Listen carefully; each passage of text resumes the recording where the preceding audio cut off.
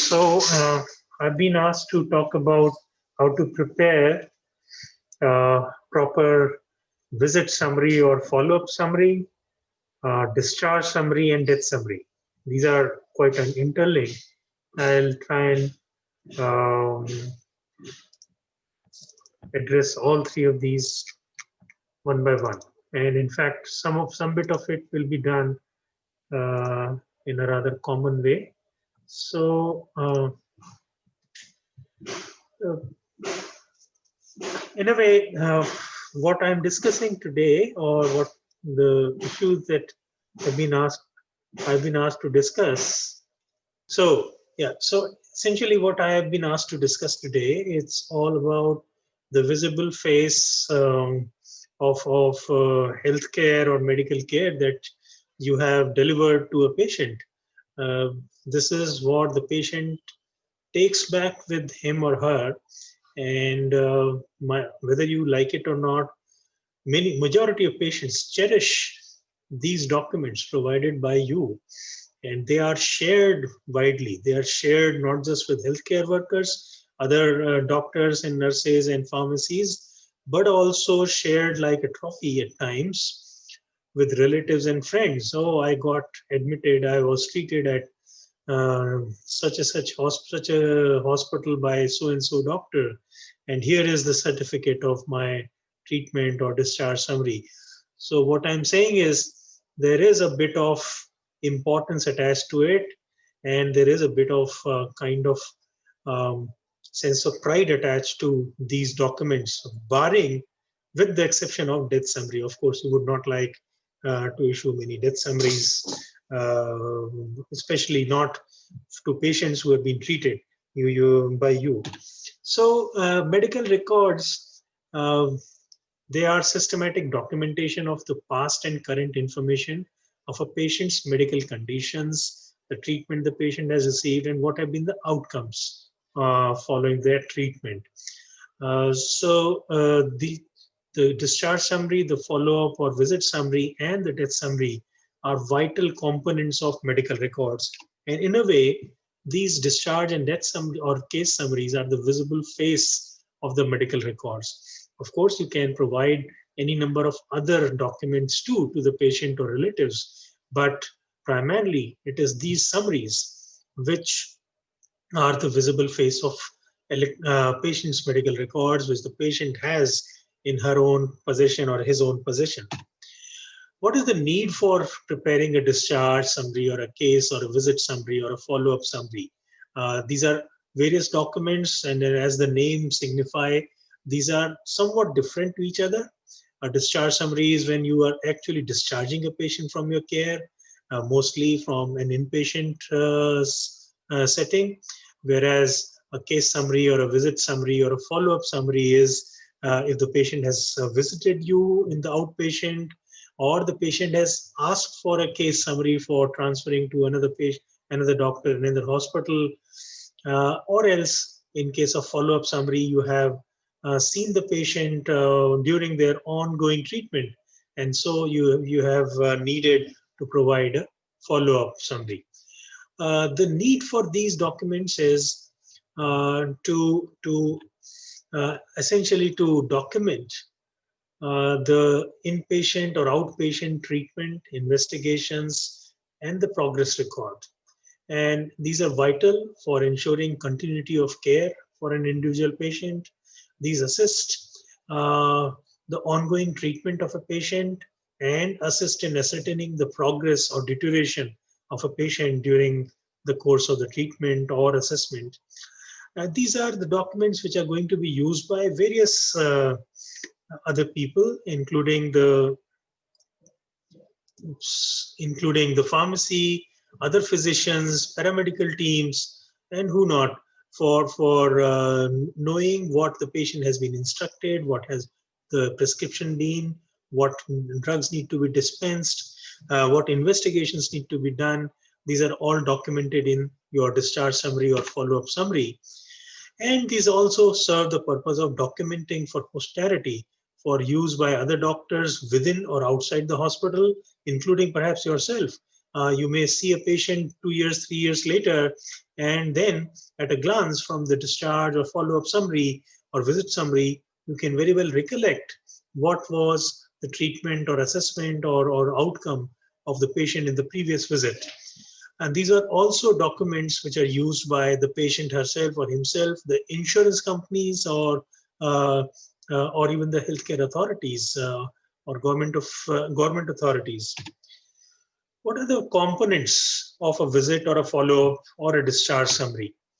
It starts with the demographic data, the patient's name, the patient's husband's or father's name, the date of birth, address, phone number, a case record number, for example, the CR number in SGPGI, but it may be called by various names in different hospital systems. And ideally, a unique identifier, which is, for example, the Aadhaar number or some sort of a social security number in certain countries, which can be used by anybody for ascertaining the identity of the patient whom we are talking about. It should also document the reason for visit or hospitalization.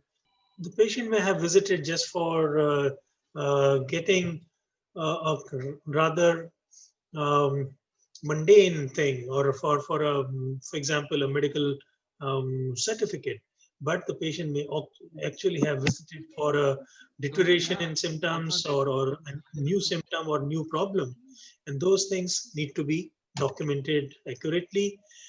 Any significant findings on evaluation, on clinical examination, or the investigations carried out, the procedures and the treatment plan or provided during the course of treatment, during the current visit to the hospital, the condition of the patient at arrival or to the outpatient or at admission to the hospital, and at the end of the visit or during the discharge after completion of the hospital visit, the instructions that you want to hand out to the patient and to the family members.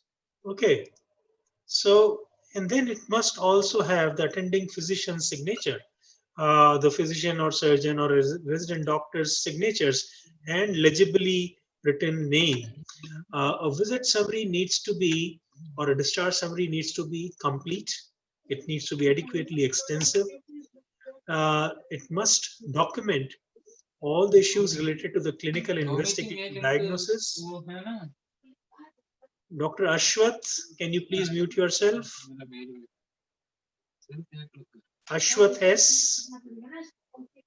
This is the screen name of Ashwath S. The visit summary or the discharge summary needs to be complete, adequately extensive. It needs to document the issues related to the clinical and investigative diagnosis, the treatment, any referrals or consultations, cross consultations done. It should also document the treatment plan and the care that was given to the patient while the patient was admitted or while the patient was in the outpatient, with justification. Why was that needed? The operation or any procedures, interventions done, again with justification, the procedure performed, the lapses, if any adverse events or any complications, all those things must be documented. And finally, what was the outcome? Was the patient's condition improved at the end of the visit or procedure or treatment? Or did it remain unchanged, or the patient had a deterioration or an adverse outcome? So here, let me use an example. I'm sure all of you in working in this in the institute for a few months, or including maybe more than a year, have prepared some discharge summaries in this manner. And by default, the discharge summary you create brings up all these details: the patient's CR number, the name, the age as it has been calculated by the hospital information system, the department where the patient is being discharged from, the unit, bed numbers. These things may change. The patient may have been admitted in one location and consequently may have been shifted to another. And it would be a good idea because the automated system will only provide one location, one unit, and one bed number. But those details which you want to include, for example, the patient was initially admitted in cardiology and then shifted to cardiac surgery unit, all those things can be entered in the main editable field. The patient's admission number is automatically generated, the date and time of admission and discharge automatically put, whether the patient was a normal or a VIP or a research and referral system case. Those details can be generated based on the kind of admission performed, the consultant's name, discharge time, type, whether it was a discharge, regular discharge, discharge on request, or a LAMA, the patient's corresponding address has been recorded in the HIS during their registration.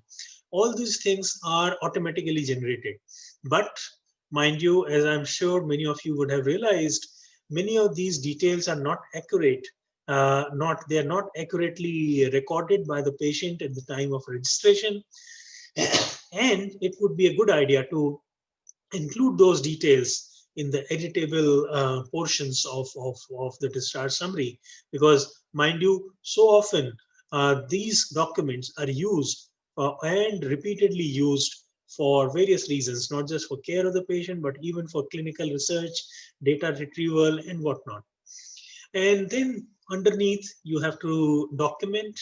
There are a number of departments where the units have number of consultants or faculty members. You may include the name of primary consultant, primary doctor. If there are number of doctors involved, you may write their names.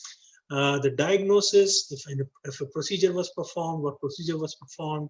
Then a gist of the history, the clinic, the basic, the chief complaint, followed by things like what was the history of present illness, past history, personal history, family history, examination findings, etc. All these things must be included. One important thing that often gets ignored is it is best that you use your own login while preparing the discharge summary and while validating the discharge summary, because otherwise, if supposing the HIS, somebody else had logged in on the HIS and you started just using the same login, the records would show that the procedure, the discharge summary was prepared by another person, and that may create complications in later times.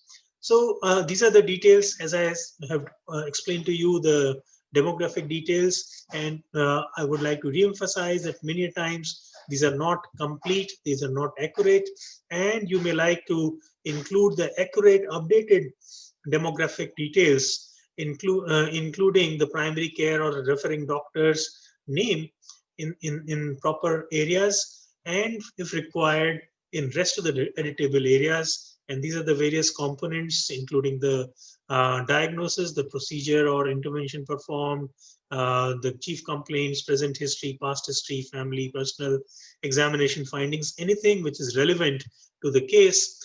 It is important to be concise, and it is best to itemize the description of the patient's initial presentation rather than being descriptive. A descriptive narration is difficult to comprehend for people who would use this later on. You must indicate the pre-existing conditions the patient arrived with versus the condition that those developed during the stay. And these are important because this would be a documentation of the progress the patient made during the hospital visit or during the treatment in the hospital. Examination findings, yet again, you need to be reasonably descriptive or detailed in what you found. The key investigation findings should also be listed. There is a whole list of investigation reports which are automatically generated to go with the discharge summary by the HIS, but there may be some investigations which are done outside of the hospital. The patient may have brought them together to the hospital with him or her, or there may have been some investigations which may not have been possible in the hospital on that particular day. So make sure those are listed in the discharge summary because they would otherwise not appear in the automated list of investigations. I think it is important, and I'm sure most of you would have that judgment to include only the significant and perhaps the abnormal laboratory or the radiological and other diagnostic results, rather than mentioning or listing each and every one of those. Then comes an important component of the course of treatment. The course of treatment, the nature of treatment, intervention, if any performed, and the details of those. Because otherwise, the patient, if the patient goes to a different doctor or a different hospital, these details would otherwise not be available to the new set of doctors who are going to treat the patient.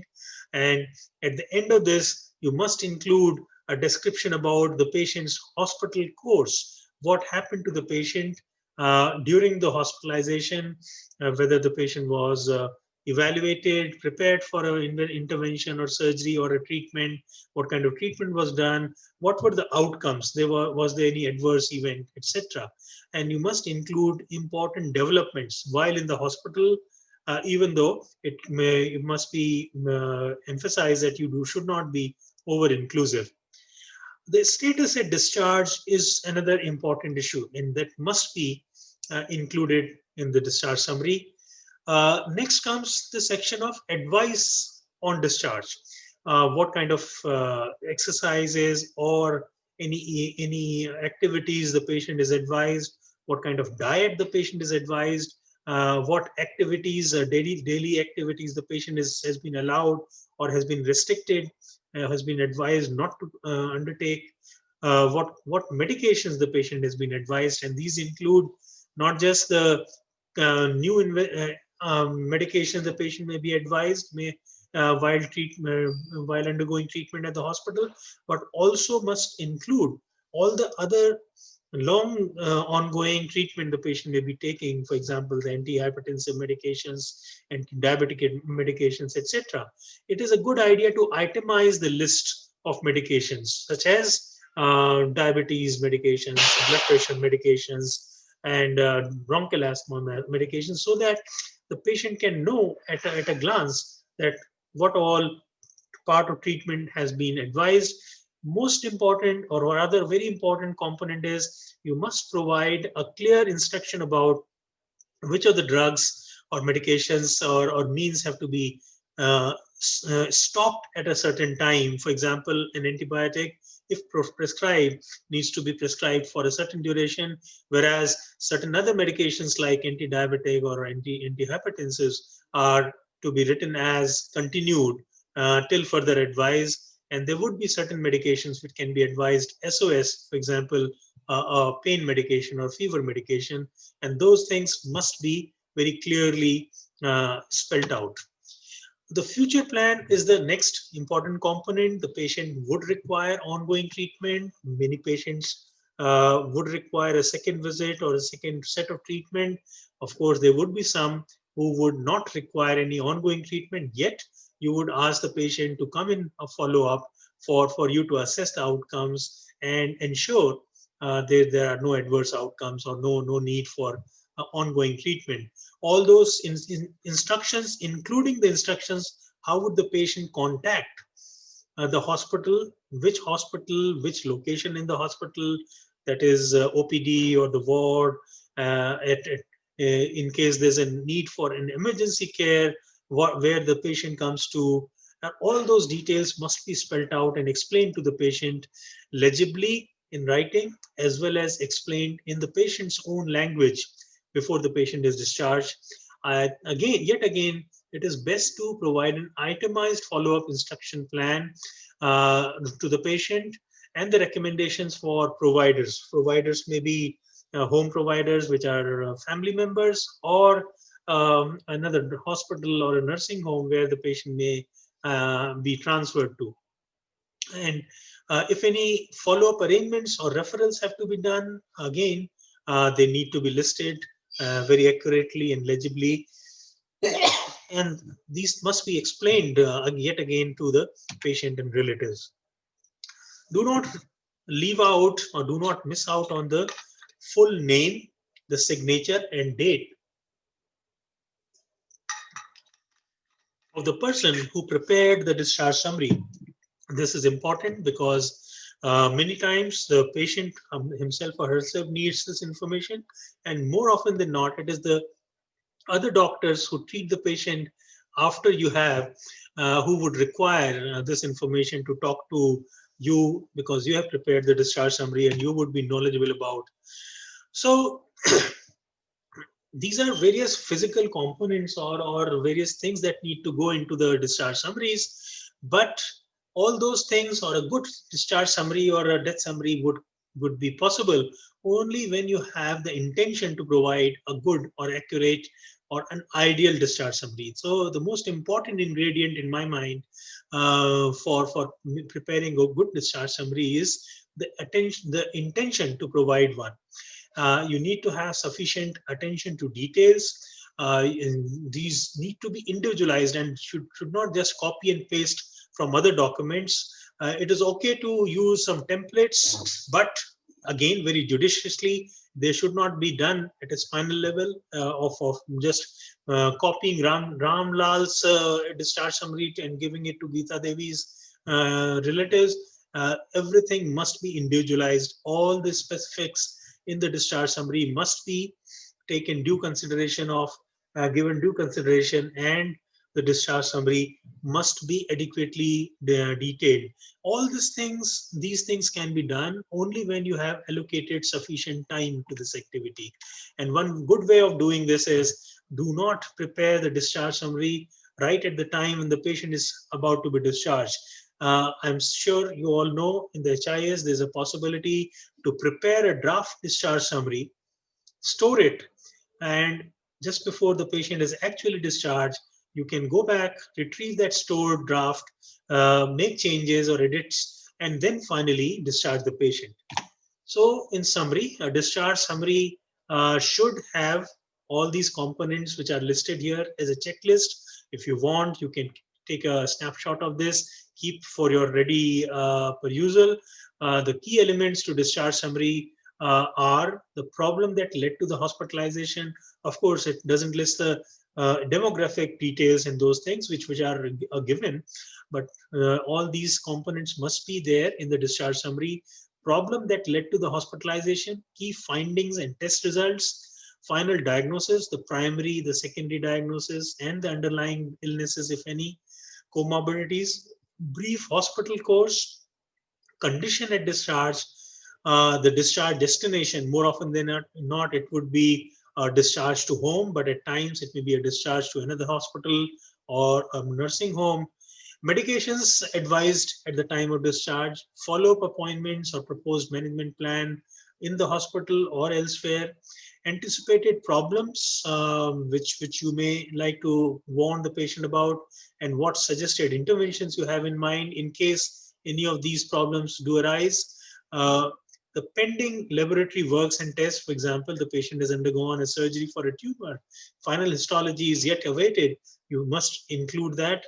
Recommendations for subsequent consultations or cross consultations, documentation of patient's education about the medical condition the patient has been treated for. For example, the patient is diabetic, the patient would have been advised how to check their own blood sugars, what to do about their diet, and then the food care and whatnot.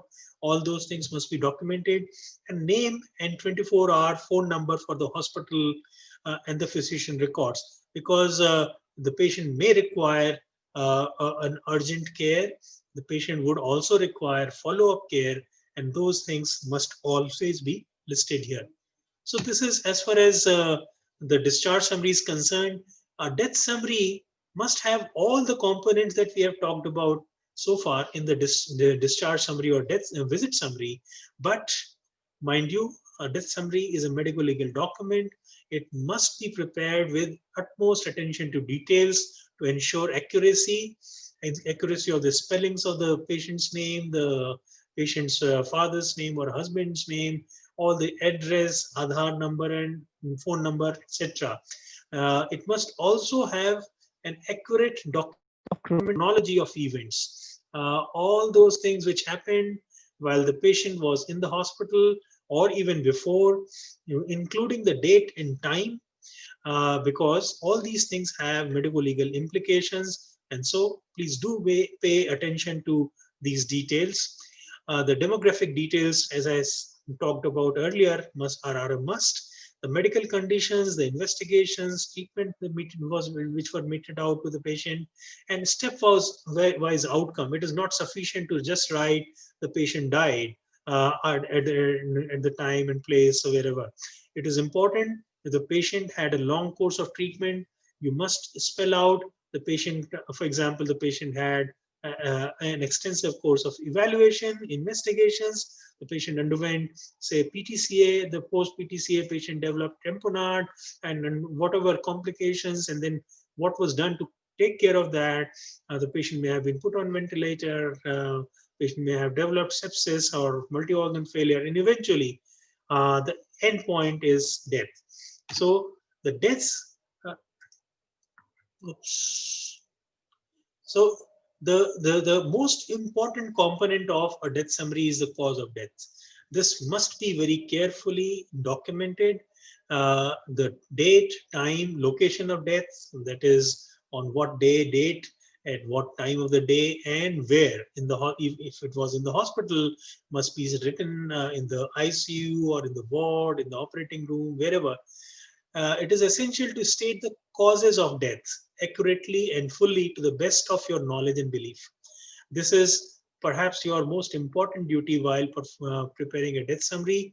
Uh, these death certificates are the relative's permanent legal record of death, based on which a municipality or a registrar of deaths and births and deaths would issue certificates.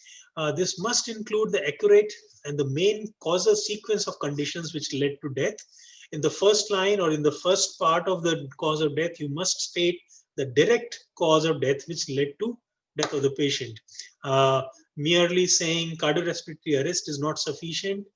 You must work your way back through the antecedents of the condition in second line, and then until you reach the underlying cause of death, which initiated the whole chain of events which ultimately led to the death, which is the underlying cause of death, and that must be written in the end or in the lowermost line. It is best that you write them in 3 different lines. Different hospital systems and care providers have different ways of creating or preparing death summaries. It is best that you start with, as I've explained, what is the direct cause of death. For example, in this death summary, you can see rupture of myocardium. Why did the myocardium rupture? It was because of acute myocardial infarction. Why did the myocardial infarction occur? Because of an underlying coronary artery thrombosis, and that was caused by atherosclerotic coronary artery disease. If there are hints to or there are records to these things happening, and these must also be recorded in terms of chronology. So rupture of myocardium occurred at, say, let's say 12 noon on Thursday, the 12th of November, and the patient has been known to have had acute MI 1 week before presenting to the hospital, and the patient has been a known patient of coronary artery thrombosis disease or coronary artery disease for last 5 years, and has been known to have atherosclerosis or whatever other underlying causes for so many years. And it must also list the other comorbidities or the co-existing illnesses: diabetes, chronic obstructive pulmonary disease, tobacco usage, smoking, and all other things which can contribute to the patient's death. If you have information about any specific physiological or other components, if you have a suspicion of any foul play which would make this a medical legal condition, of course the death certificate has to be a medical legal certificate. It cannot be issued right away. If you think the patient requires an autopsy, that has to be arranged, in those cases, of course, the death certificates becomes a little more complex, and you need to take due care of all those. Another example: the patient may have died of acute renal failure. which has been there for the patient for a few days, but then the patient has been in some sort of a condition for a few weeks, and that condition which has existed for a few weeks was brought about because of an underlying condition, say for example diabetes mellitus, which was non-insulin dependent. And in this way, you must make sure that not just the direct cause, but the antecedent cause and the underlying cause are all listed in the death summary.